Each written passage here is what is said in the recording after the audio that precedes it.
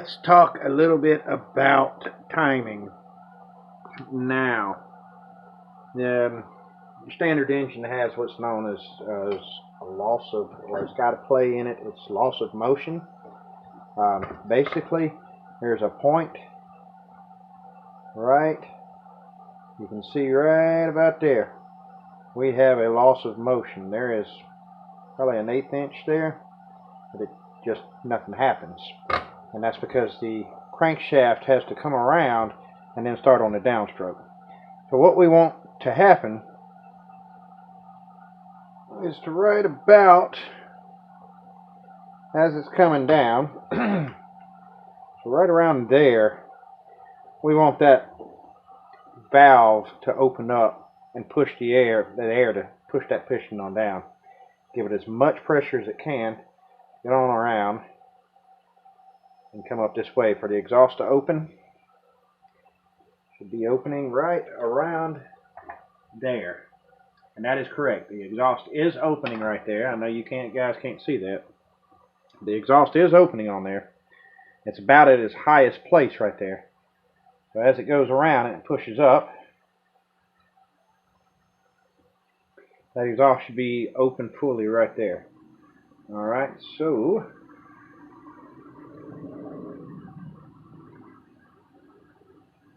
right about there, but the timing it is now. So the piston's halfway down, it's opening up the intake at that point in time. I want it to be open right about there. So you see the cam, I don't know if you can see the cam.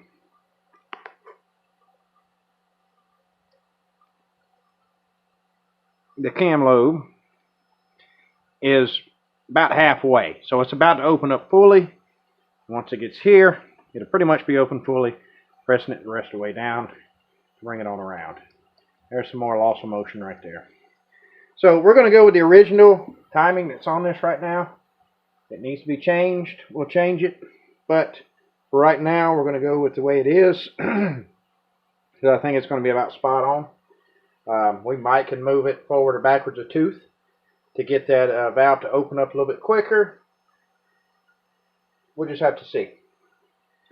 We will have to see. Okay, so let's talk about a couple other obstacles here. This was the original oiler and governor system.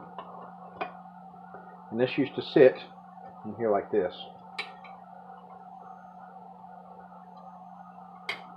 Governor's in the way. Okay, so the faster it went, this gear, which is driven off the cam gear, would open these jaws here, and as they open, would open up, and you see that plunger pushes up, which pushes that governor system down, which kills some of the power.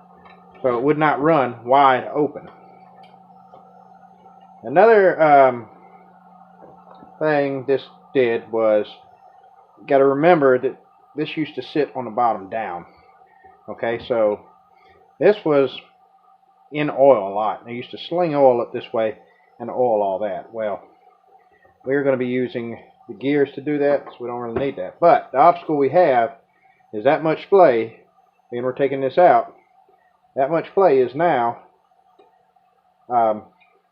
missing. So I need something about the same thickness, which I have a washer here. There you go. I just need to get this board out to the same size as this hole here. Alright, so let's get that done, and we'll get back at it. And there we have it. There is our spacer. Okay, so we can reassemble this. Okay, so we are back in business now. You want to know what an angle grinder would do? It'll make a nice little trough. Perfectly little square trough right in your knuckle. That's what those guards are for, and you're not supposed to take them off, but hey, who doesn't take them off? I know I do. So we're back together. Got the flywheel mounted. So you remember this keyway, I think that's what it's called, was aluminum. So I replaced it with a steel one. I had to make one because I didn't have one. Made it out of a steel screw. And that's how that happened. So, yep, we're cooking, guys. We are going to bring this thing to life here in a minute. So, let's talk about this here. So, flywheel's on. I put the nut back on it. It's been pressed on.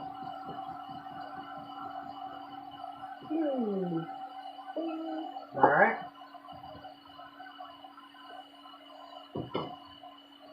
Our valves are moving as they should. So, with every revolution, each valve moves one time. Now, that's good. I don't know how well them lobes will hold up because it's just an epoxy material. We're going to find out though. I have to make a manifold for it. So, what I will do is take a piece of plate. This is the front part of the forge, I think. I don't know. I think it was. I gotta flatten this out. I will trace this on here, and I will cut it out, and then I will weld a fitting on it. There. Yeah. A 1/4 inch, of course, air fitting. Plug the air fitting into there. Give it a spin. It should go. I don't have the parts I need to finish this up, so that is going to be finished up here in a little bit. I mean, maybe tomorrow. Have to see how the day goes. And but we're going to fire this forge up tonight and give it a run. So hold tight. As soon as this is done cooking like I want it to and cool down, we'll go for it. Yeah, so I got the manifold plate made, cut out. Got it as flat as I think I can get it. Actually, it's pretty good.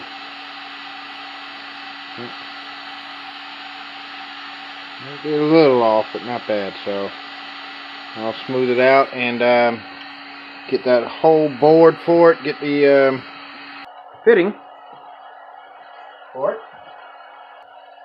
That's where we're stopping on this right now. I thought I had some more 1/4 inch fittings, but apparently I don't. And once we get this here, we've got to create a, well, I guess another type of flywheel, let's say. We've got to, in order to swing a hammer, though, we're going to have to overcome inertia. Inertia is Newton's second law, I believe. It's his law of motion. There's 3 laws of motion. But the body in motion stays in motion.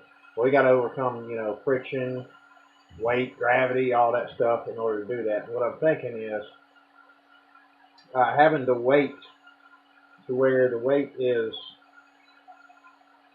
at the bottom and starting to come up when this thing opens up and push that piston down to drive it back on up the other side, and then the weight of it will bring it back around. So that's what I'm shooting for. We'll see if that works. So yeah, if this thing can handle a 50-pound hammer, I think that'd be great. I think a 20-pound hammer. But we'll see what it can do eventually. So yeah, gotta make a stand for it as well. This has been baking at 1,000 degrees, and it's not really 1,000 degrees. I'm sure it's cooling off in the process for quite a bit now. The body is warm to the touch. Of course, the closer we get to this, and that is almost too hot to touch. But the air that's coming out of it, and this is just a regular old plastic glove. The air coming out of it is almost hot enough to melt plastic, so I'm going to move it a little bit closer and let it get even hotter and bake it for about another 30 minutes, and we'll go into a fire, guys. Hold tight. Alright, so finally the time has come. Frankenforge is lined and built and hopefully ready to go. I'm going to crank down on these unions a little bit more, make sure they're good and tight. The forge is already really warm from baking it. Alright. So, it's been 2 years in the making. You guys have been with me for every step, even attempting to try to make some type of refractory, which is starting to work out, but is not worked out yet. So I just bought some. So, and I lost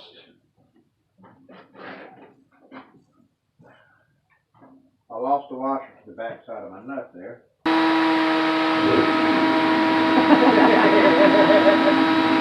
not ready for that.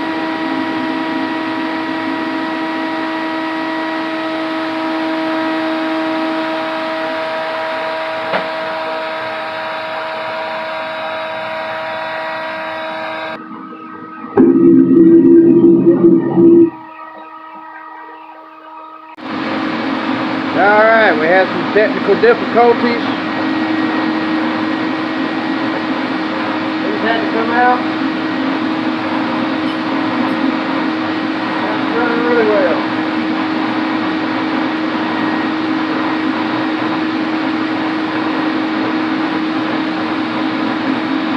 Still got the one in the middle pocket.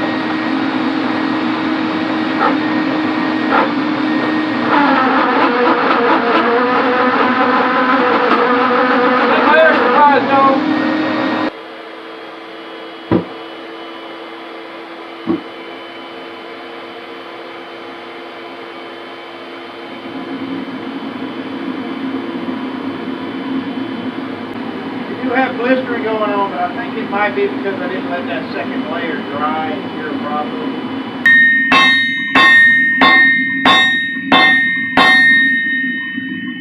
Alright, well it's heating up pretty decent size. 583 bar.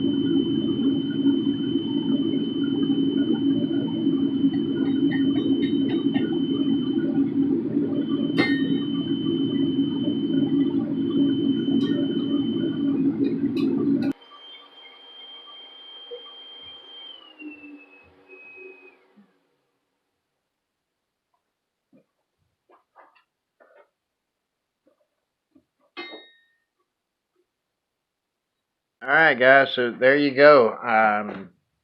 Forged the first piece in it and had some issues with it at first. The little twirlies that were in the short ones close to the end had to come out.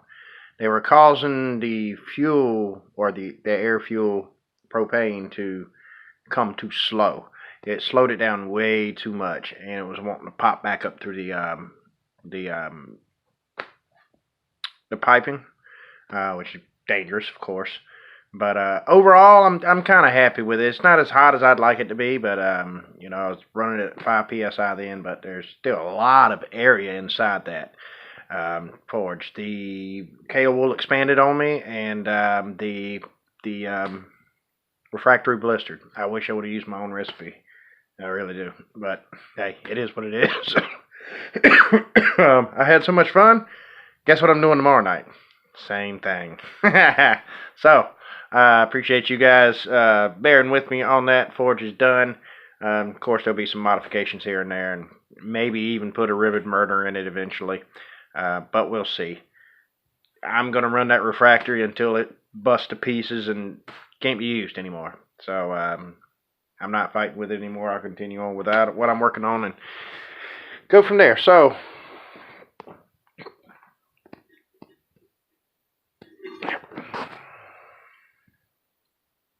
should look familiar. JT's already got one. So, I want to thank everybody who's helped me get to this point. All your inspirations, all the parts people sent, all the advice people gave, all the support, everything. You guys have been awesome, and to really get to this step feels good. So, thank you very much, and I will see you guys on the flip side. Love, peace, and chicken grease.